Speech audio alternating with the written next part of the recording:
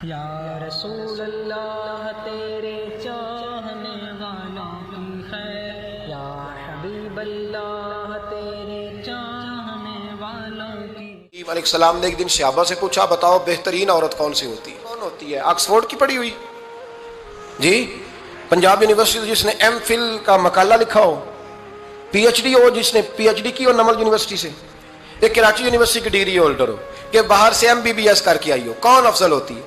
کہ یا جو اچھی گفتگو کرے، نماز پڑھے، عبادت کرے، وہ افضل؟ کوئی تو ایسی وجہ ہوگی نا۔ صحابہ سے حضور نے سوال پوچھا تو صحابہ نے بھی مختلف جوابات دیے۔ کسی نے کہا حضور پنجگانہ نماز پڑھنے والی، اور میں بات تمہاری ٹھیک ہے پر تم میری مراد کو نہیں پہنچے۔ ایک نے کہا یا رسول اللہ صلی اللہ علیہ وسلم پردہ کرنے والی، فرمایا بات تمہاری ٹھیک ہے پر تم میری مراد کو نہیں پہنچے۔ ایک نے کہا حضور با پردہ عورت، فرمایا بات تمہاری ٹھیک ہے پر تم میری مراد کو۔ حضرت علی کہتے ہیں بیٹھا میں بھی تھا بیچ، لیکن میں بھی مراد کو سمجھ نہیں پا رہا تھا، حالانکہ شہر علم کے دروازے کا نام مولا علی ہے۔ فرماتے ہیں اس وقت اللہ کی حکمت تھی کہ جواب کوئی اور دے، تو حضرت علی کہتے ہیں قد بھی میرا چھوٹا تھا، بیٹھا بھی میں پیچھے تھا، تو تھوڑی گردن اور جھکا کے نا تو میں نکل گیا اور فاطمہ کے حجرے میں پہنچ گیا۔ تو میں نے کہا فاطمہ حضور نے ایک سوال پوچھا ہے تو صحابہ جواب دے رہے ہیں، پر حضور کہتے ہیں تم میری مراد کو نہیں پہنچے، ذرا جلدی سے جواب نہیں دیتی؟ تو خاتون جنت ہنس پڑی، فرمانے لگی میں جواب دوں؟ آپ کو بھی کہا ہاں دیں جواب کا کیا؟ فرمانے لگے بتاؤ سب سے بہترین عورت دنیا کی کون سی، سب سے بہترین؟ تو جناب فاطمہ کہنے لگی سادہ سا جواب تھا، آپ لوگوں کو آیا کیوں نہیں؟ کہا چلو بتاؤ۔ تو جناب فاطمہ فرمانے لگی دنیا کی سب سے بہترین بیوی وہ ہے جس کو نہ کبھی غیر محرم نے دیکھا ہو، اور اگلے لفظوں پہ غور کرنا، نہ کبھی غیر محرم نے اسے دیکھا ہو اور نہ اس بیوی نے کبھی کو غیر محرم دیکھا ہو۔ یہ کوئی پردہ نہیں کہ بی بی کہتی ہے جناب میں تو چہرہ ڈھام کے نکلی تھی، باقی میں دکاندار سب سے بات چیت کر آئی، سب کے چہرے دیکھ آئی۔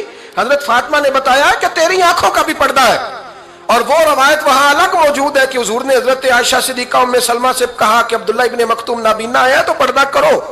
تو یہ نابینا اس سے پہلے، سیرت نگاروں نے لکھا ہے کہ ایک دن یہ اس سے پہلے حضرت فاطمہ کے گھر چلے گئے حضور کے ساتھ، تو نبی کریم علیہ السلام نے جب ان کو لے کے حضور داخل ہوئے تو جناب فاطمہ نے آنکھیں جھکا لی، پردہ کر لیا۔ تو حضور نے فرمایا بیٹی وہ تو نابینا ہے، تو عرض کرنے لگی حضور مجھے تو نظر آ رہا ہے نا۔